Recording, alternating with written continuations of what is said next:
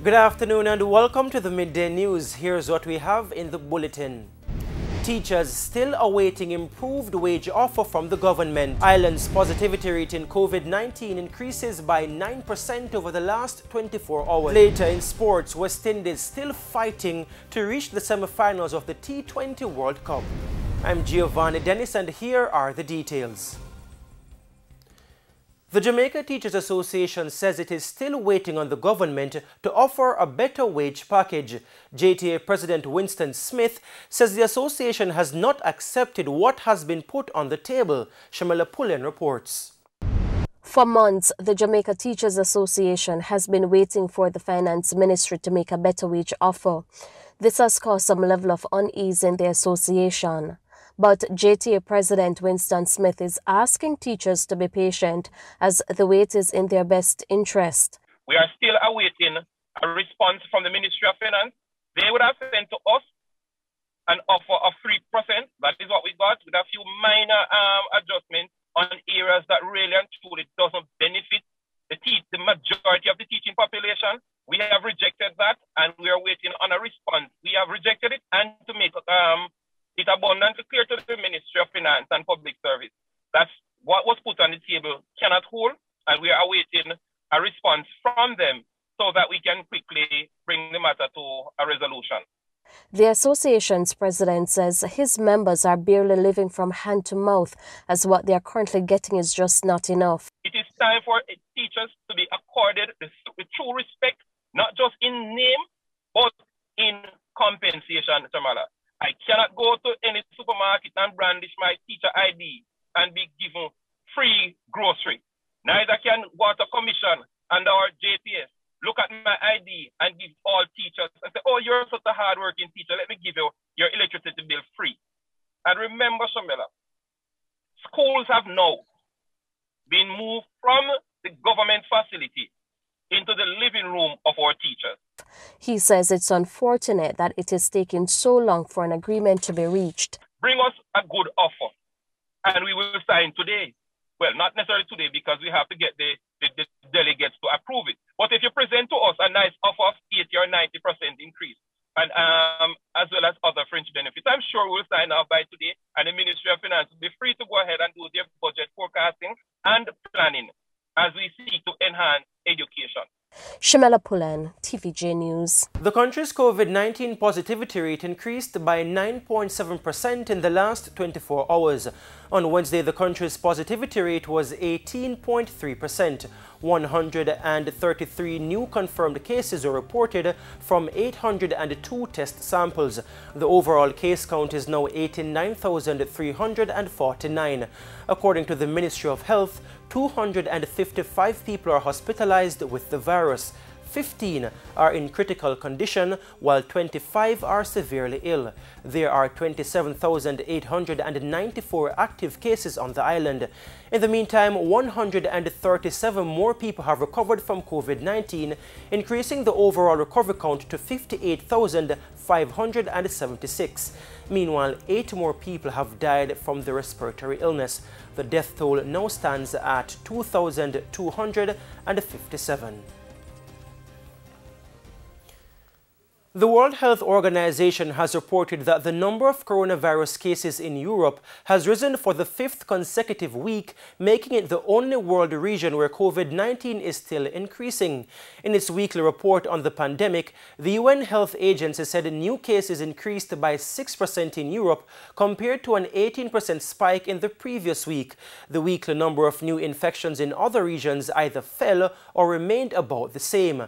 The sharpest drops were seen in the Middle East, where new cases decreased by 12%, and in Southeast Asia and Africa, where they fell by 9%.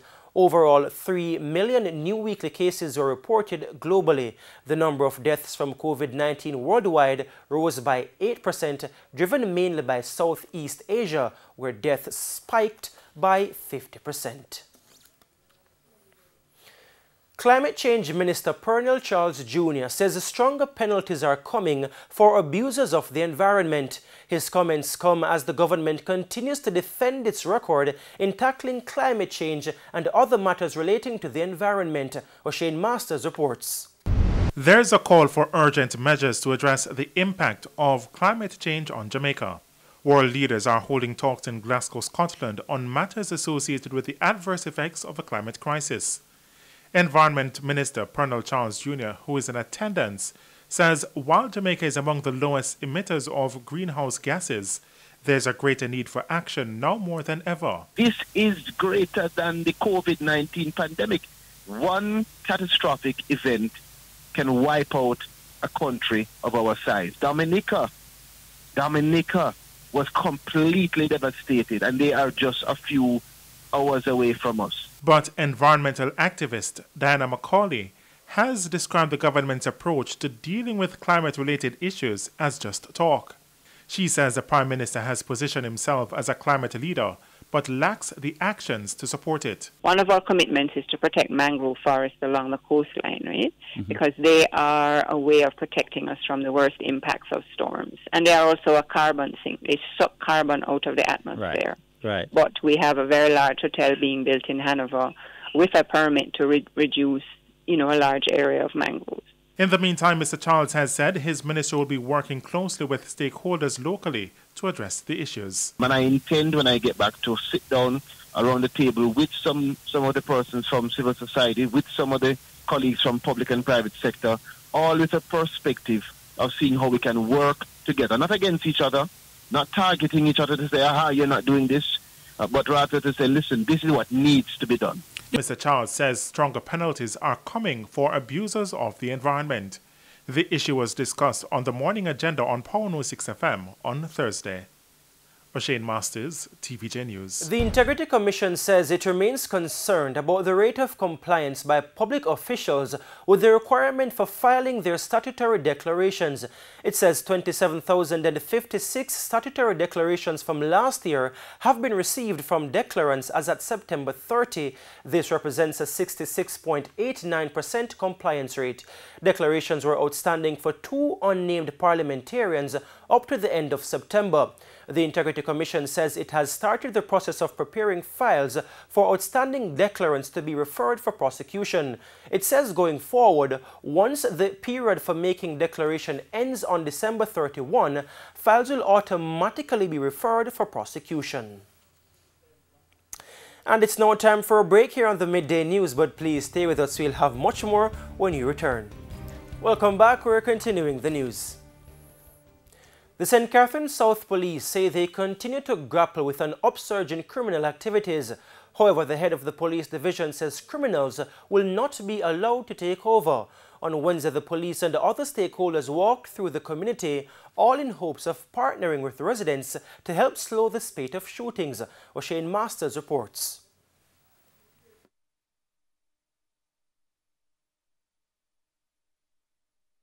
Gregory Park is giving us a real challenge, but we are committed to the task. We understand that it is now inter- and intra-gang conflict that makes it even more complex for us, but we are working hard to get things under control.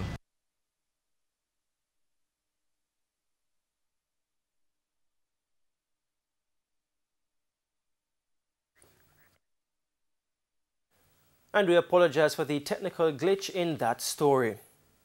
To other news, food vendors who sell at the old Harbour Market in St. Catherine are appealing to the local authorities for a proper facility to sell in.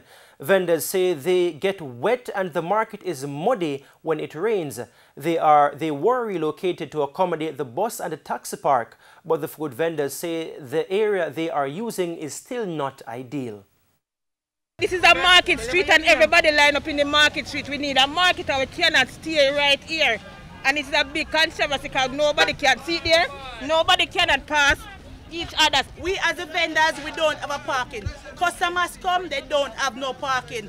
All we hear them say them a give facelift for Old Harbour, and the only facelift is the park where them say them a build. Them don't have nowhere for food vendors. See the food market over there, them take it and put arcade. So where food vendors must go. They say they are losing their business and their foods are spoiling, but the mayor wants them to give the local authority time to fix what he says is a long-standing issue of improper infrastructural planning. We have spent 100 and 200,000 seats there from morning. This is all out of my life money where me go spend. So when me sell from morning, then the people them now come in the poorable condition. It's something that I've inherited, and it's not gonna happen overnight. Thus,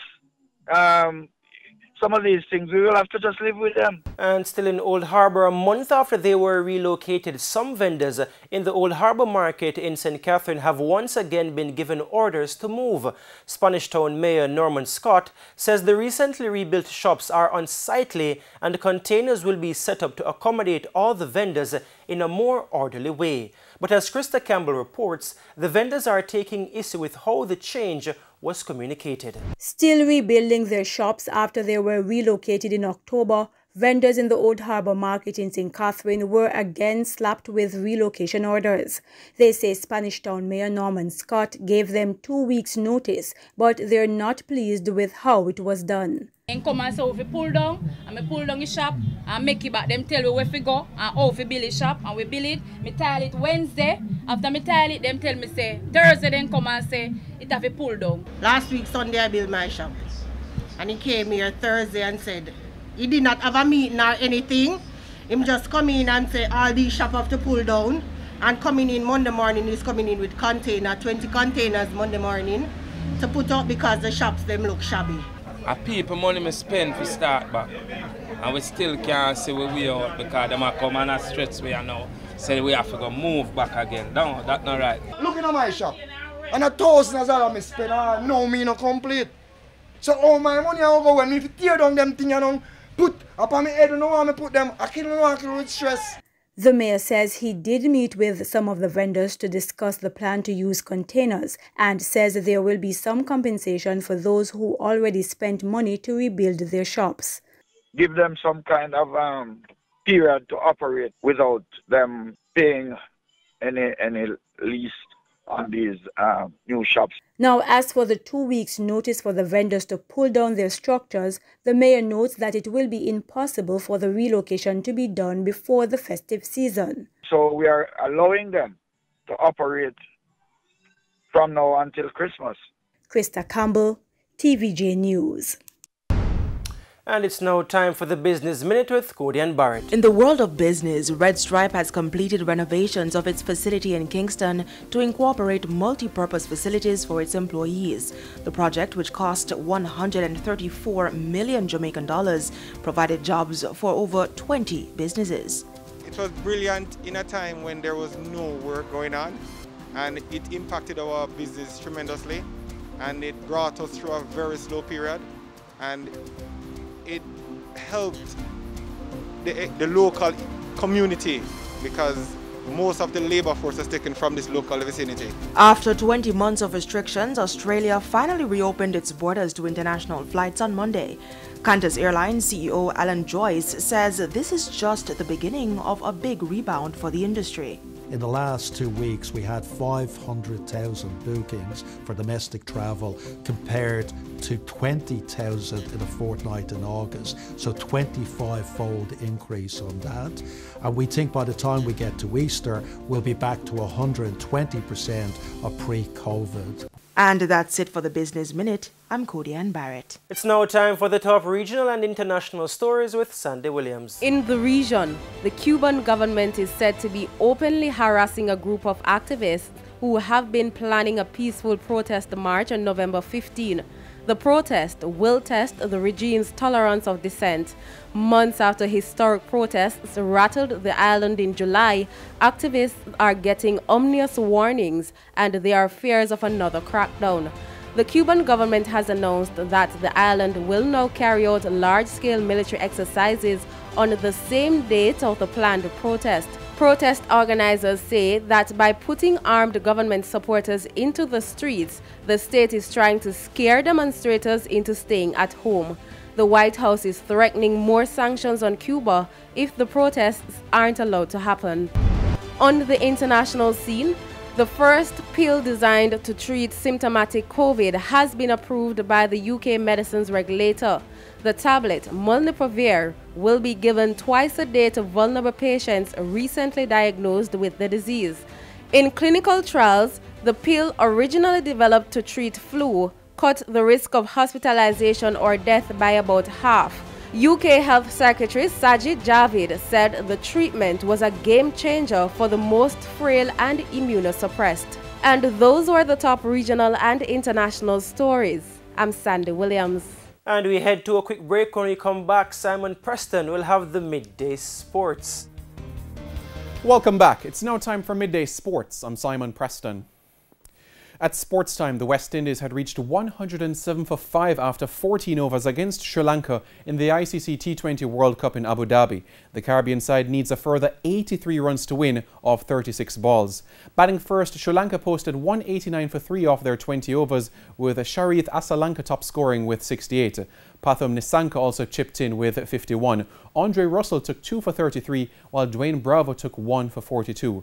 The West Indies will need to win their last 2 games to stand any chance of advancing to the semi-finals of the competition.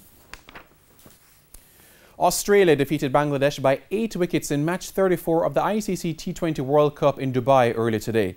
Batting first, Bangladesh were bowled out for 73 inside 15 overs.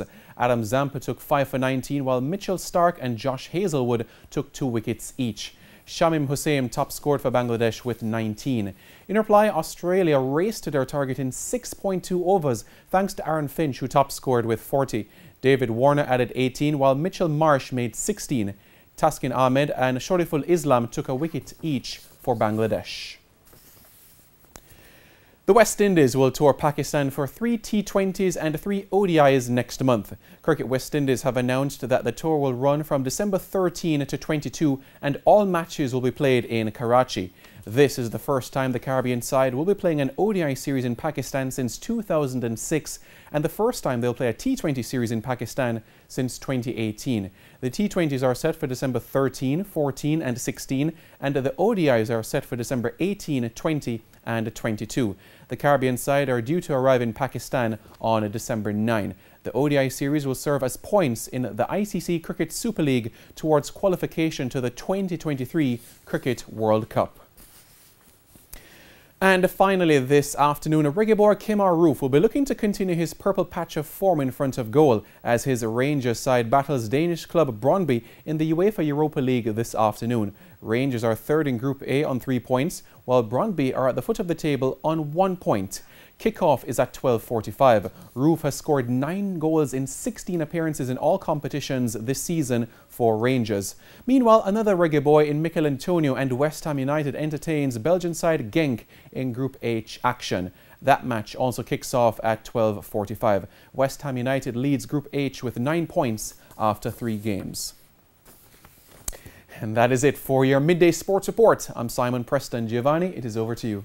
Simon, you've always been very optimistic about the West Indies. It's looking very ominous now, though. What say you? Indeed it is. The asking rate is above 13 runs and over. If these guys are not able to swing their bats, it's curtains for the West Indies and they'll no longer be defending champions of the competition. So it really looks like the end of a road. It's been a wonderful journey, though, it has to be said. I don't know about wonderful, but what I can say is that it is indeed curtains for us here. A 5-year record of holding the title. Okay then. Well, that's it for the Midday News. Join us at 7 for Primetime News. On behalf of the news, sports and production teams, have a good afternoon.